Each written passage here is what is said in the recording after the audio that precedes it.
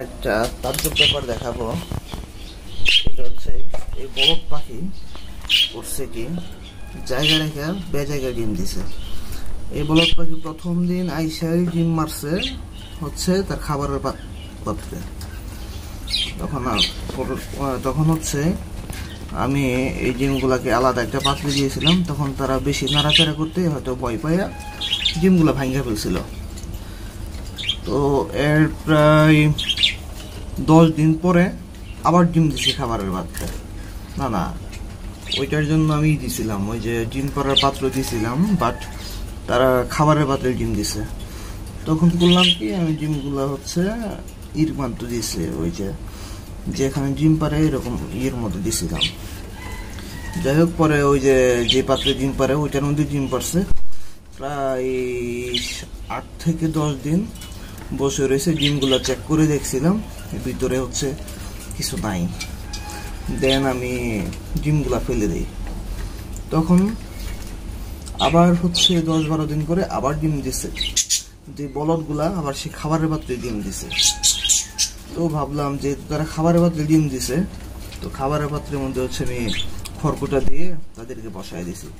যাই হোক, আমি আবার দেখব প্রায় 5-6 দিন পর আবার চেক করবো, যদি না থাকে তাহলে আবার ফেলে দিব। এই হচ্ছে আমার ডিমের আপডেট।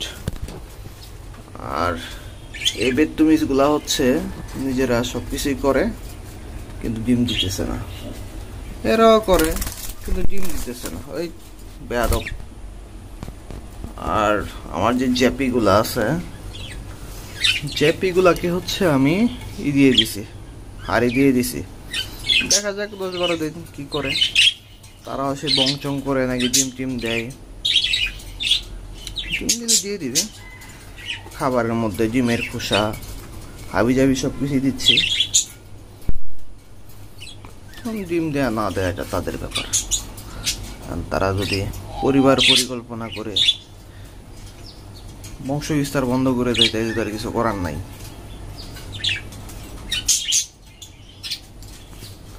আর এই বেদতুমিজরা ডিম দেয় না, কিছুই দেয় না। প্রায় কতদিন, অনেক দিন, 1-1.5 মাসের মতো হয়ে গেছে। তাদের দুইজনের মধ্যে কোনো মিল মহব্বতও দেখতেছি না, ডিমও দিতেছে না, দুই প্রান্তে দাঁড়ায় রয়েছে। যাই হোক, থাকুক। হয়তো তারা এখনো জুড়াই নাই ভালো করে। তোমরা সুন্দর পাখি থাকো সুন্দরের হালে, কি আর বলবো।